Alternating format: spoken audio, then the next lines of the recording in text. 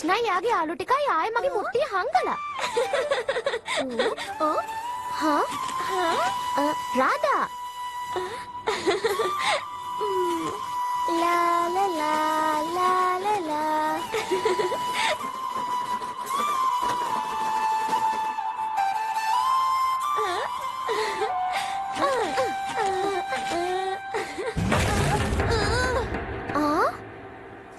මට නම් හිතෙන්නේ මේක අනිවාර්යෙන්ම ක්‍රිෂ්ණාගේ වැඩක්. නෑ ක්‍රිෂ්ණා කවදාවත් ඒ විදිහ වැඩ කරන්නේ නෑ. රාධා ඔයාගේ කොණ්ඩේ කවුරු හරි කපලා. මගේ කොණ්ඩේ කවුද කැපුවේ?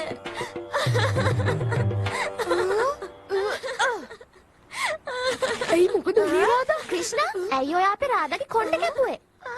මොකක්? රාධාගේ කොණ්ඩේ? මං එහෙම කරන්නේ ඇයි? ඔයාලා දන්නවනේ මං රාධාගේ දිග කොණ්ඩේට කැමතියි කියලා. දැන් මගේ දිග කොණ්ඩේ මට නෑ ක්‍රිෂ්ණා. රාධා ඔහොම ඉන්න අඬන්න එපා. මං කියන දේ පොඩ්ඩක් අහන්න. රාධාගේ කොණ්ඩේ කපපු හොරාට මං හොඳ පාඩමක් උගන්වනවා. එයාගේ මූණේ නැති වෙච්ච හිනාව මං ආපහු කොහොම හරි ගේනවා. සරස්වති! සරස්වති! මං කොණ්ඩේ පෙරන ගමන් ඉක්මනට එන්නම්. මගේ කොණ්ඩේ අයියෝ මගේ කොණ්ඩේට මොකක්ද උනේ? අයියෝ බලන්නකෝ මගේ කොණ්ඩේ නැහැ. බලන්නකෝ මගේ කොණ්ඩේ නැහැ. අනේ මගේ කොණ්ඩේ.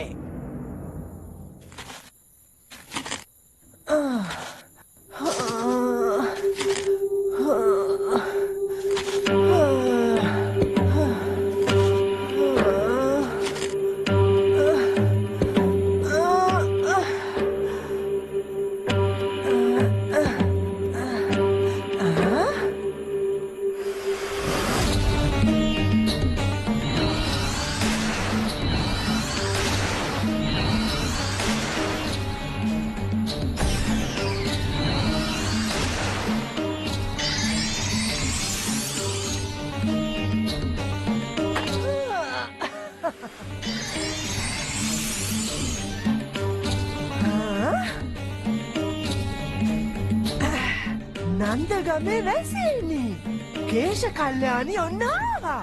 ඔයාලගේ කොණ්ඩ විතරක් නෙමේ ජීවිතත් උදුරගන්න. නායකතුමනි මේ කොණ්ඩ හොරා ගමේ ලොකු විපතක් ඇති කරලා තියෙන්නේ. මොනවා කොණ්ඩ හොරෙක්? අපිට දැන් ගෙවල් වලින් එළියට එන්නත් බයයි. මේක අනිවාර්යයෙන්ම නරක බලවේගයක් වෙන්න ඇති. ඒත් කවුද මෙහෙම කොණ්ඩ හොරකම් කරන්නේ? මන්න දන්නේ නෑ. එයා කේශ කල්යාණි. කේශ කල්යාණි? කේශ කල්යාණිගේ මුළු ජීවිතේම තියෙන ශක්තිය, ඒ වගේම එයාගේ ජීවන ධාරාව තමයි කොණ්ඩේ. එයා අවුරුදු 20කට වතාවක්ම දවස් දෙකක් එනවා. ඊට පස්සේ කොණ්ඩවල් හොරකම් කරගෙන මිනිස්සුන්ගේ තරුණ බව, ශක්තිය හොරකම් කරනවා. ඒ විතරක් නෙවෙයි, එයාගේ ගොදුරක් වෙන ඕනෑම කෙනෙක් ඉක්මනට වයසට යනවා. ඊට පස්සේ ඉතින් ඉක්මනටම මැරිලා යනවා. මුලින්ම අපේ කොණ්ඩේ නැති වුණා. ඒ කියන්නේ ඊළඟට අපේ ජීවිතත් නැති වෙනවද? ඒත් මේකෙන් බේරෙන්න මොකක් හරි ක්‍රමයක් ඇතිනේ නේද? කේශ කල්යාණිගේ හැම ශක්තියක්ම ගැබ්බෙලා තියෙන්නේ ඒ වගේම එයාගේ ජීවන ධාරාව වෙන්නේ එයාගේ කොණ්ඩේ. මේ නන්දගමේ ඉන්න හැමෝගෙම ජීවිත රැක ගන්න ඕනේ. ඒ නිසා ගම වටේම රැකවල් යොදන්න ඕනේ. ක්‍රිෂ්ණා මේ බලන්න මගේ කොණ්ඩේ සේරම නැති වෙලා.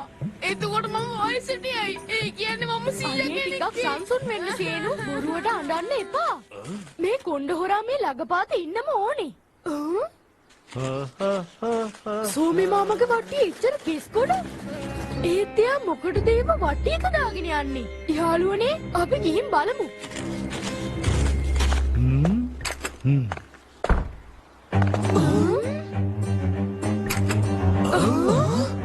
ක්‍රිෂ්ණා මෙතන කෙස් වලින් පිරීලානේ. ක්‍රිෂ්ණා බල්රාම මොකද හැමෝම එකතු වෙලා ආයෙත් කිරි හොරකම් කරන්නද හදන්නේ? නැහැ තාත්තේ අපි නෙමෙයි මෙතන හොර වැඩ කරන්න හදන්නේ ඇතුළේ ඉන්න සෝමි මාමා. ඔයාම බලන්නකෝ. මෙච්චර කෙස්. සෝමි දැම්ම එළියට එන්න. සෝමි ඔයා මේ ගමේ යගේ කෙස් හොරකම් කරලා ලොකුම ලොකු වැරද්දක් කළේ. නෑ නෑ නායකතුමනි මේ කෙස් නෙමෙයි මගේ අලුත් රස කැවිලි. කාලා බලනවද? හරිම රසයි. මෙයා කෙස් කෑවා.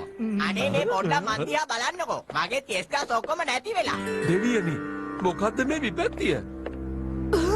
ඔයා පොඩ්ඩක්වත් බය වෙන්න එපා තාත්තේ. මං කාටවත්ම කිසිම දෙයක් වෙන්න දෙන්නේ නෑ. අනේ ක්‍රිෂ්ණ අහිංසක මට මේ මොනවද කළේ?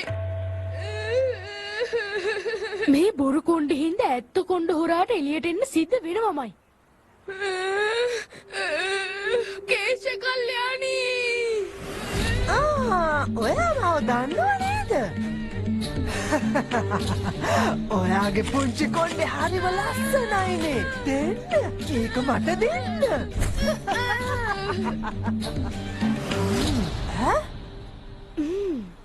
මොකද්ද මේ සිද්ධ වුනේ? ගලවලා මේක මගේ අතේ ඇරිලා. පේන විදිහට මේක කොණ්ඩයක් නන් නෙමෙයි. මේක අපේ සෝබි මාමගේ අලුත් රස කැවිලි జాතිය හොඳයි නේද? තව කන්න ඕනේද? කපටිය මාව රැවට්ටුවා නේද?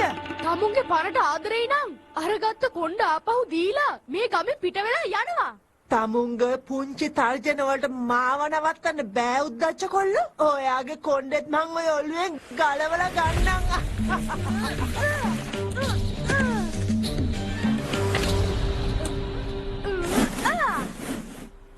ළමයෝ මට හිතෙන්නේ ඔයාගේ ඉලක්කේ නම් වැරදුනා.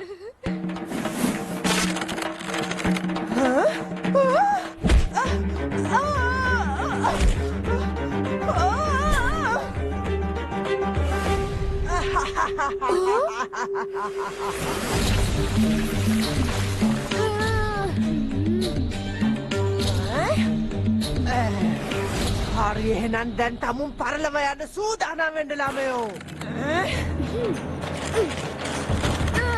මං අද ඔයාට හොඳ පාඩමක් උගන්වන්නම් කේශ කල්යාණි.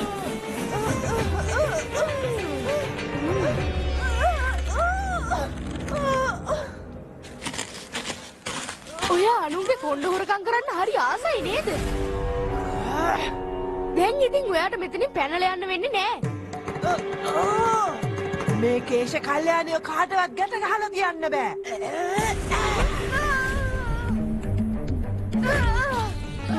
අද මේ නන්ද ගමේ හැමෝගෙම කොණ්ඩ ටික අරගෙනයි මම යන්නේ.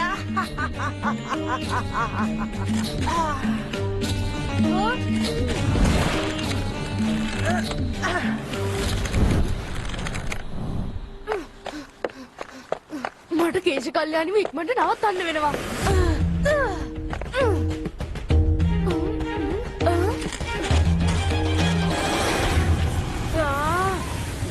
එච්චර හයිය ඔයා මාත් එක්ක හැප්පෙන්න දෙන්නේ? හැප්පෙන්නේ නැතුව කොහොමද කියන්නකො තමුන්ව නවත්තන්නේ?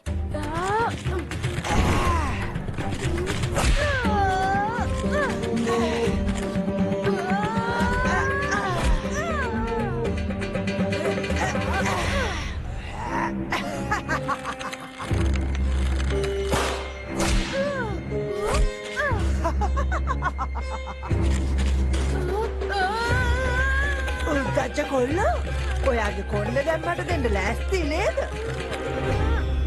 කේශ කල්යාණිගේ හැම ශක්තියක්ම ගැඹෙලා තියෙන්නේ. ඒ වගේම එයාගේ ජීවන ධාරාව වෙන්නේ එයාගේ කොණ්ඩේ.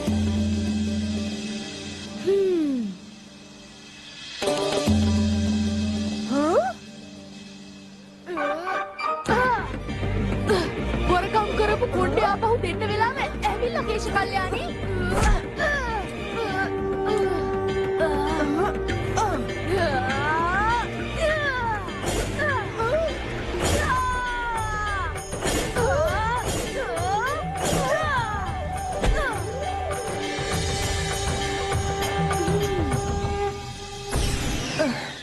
ඔයාට බෑ එහෙම ලේසියෙන් මගේ බලය උදුරලා ගන්න උද්දච්ච ළමයෝ.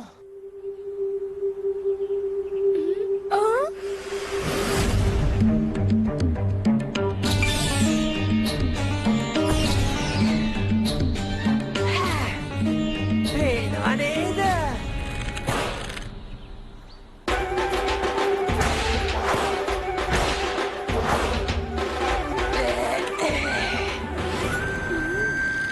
කොණ්ඩේ නැතුව ජීවත් වෙන්නේ කොහොමද කියලා පුරුදු වෙන්න කේශ කල්යාණි.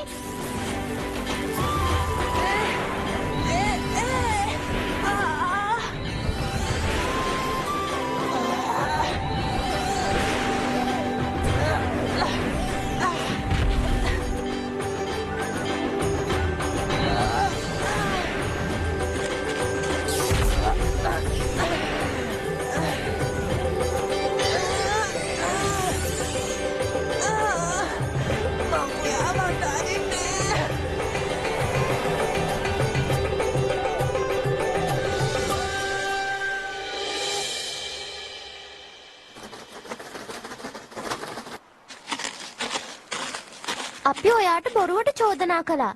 අනේ අපිට ඒකට සමාව වෙන්න ක්‍රිෂ්ණා. ඔයාගේ සමාව මම ගඟලගදී දෙන්නම්කෝ. එන්න. ඔයා ඔය කොහෙද යන්නේ ක්‍රිෂ්ණා? අනේ අපේ මුට්ටි. ක්‍රිෂ්ණා අපේ මුට්ටි ටික දෙන්න.